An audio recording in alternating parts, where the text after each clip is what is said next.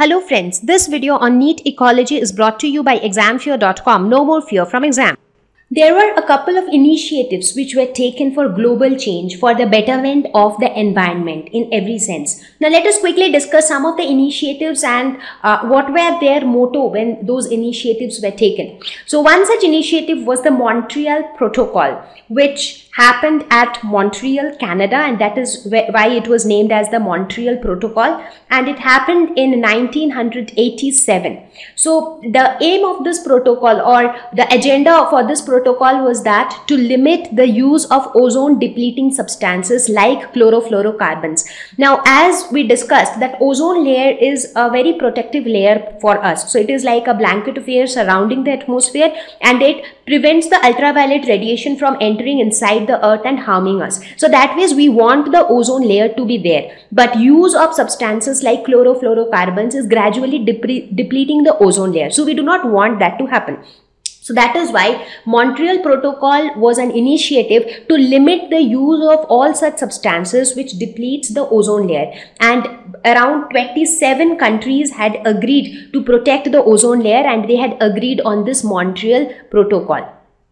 Now there was another declaration which came somewhere around 1989, and it was called Helsinki Declaration, and it was also on the same lines as that of the Montreal Protocol. So here in this case, just to make sure that a lot more can be done, like a lot can be done even by the developing countries also to protect the ozone layer, or to find out alternatives to substances like chlorofluorocarbons. A fund was established in 1990 to help the developing countries phase out or rule out the use of chlorofluorocarbons and adopt alternatives. Now, on this Helsinki Declaration, almost 175 nations had agreed on Helsinki Declaration.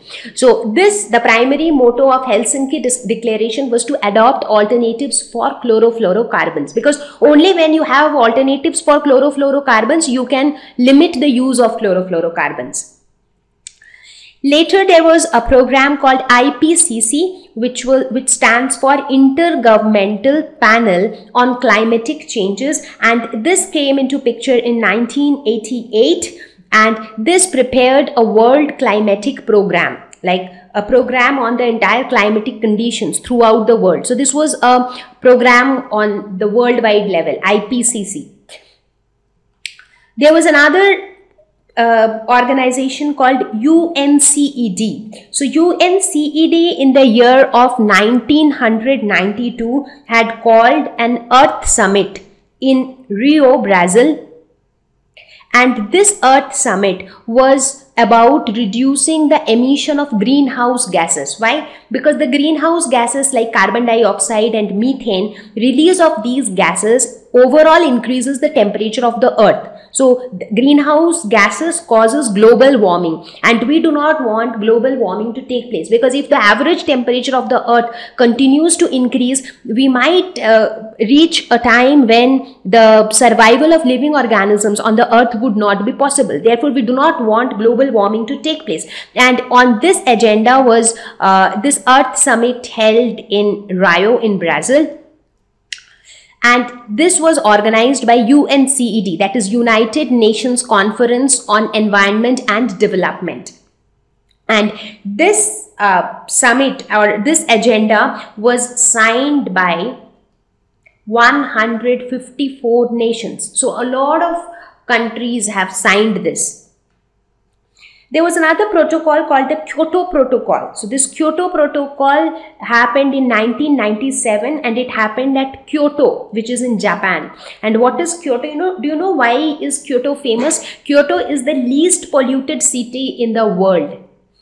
So since this is the least polluted city, that is why this summit, or this was held in Kyoto, and the agenda of Kyoto Protocol was to reduce emission of greenhouse gases at a level 5% below 1990 level by 2008 to 2012. That means whatever was the level of greenhouse gases in 1990, the agenda was to reduce that level by 5% by 2008 to 2012. So that was the agenda of Kyoto Protocol.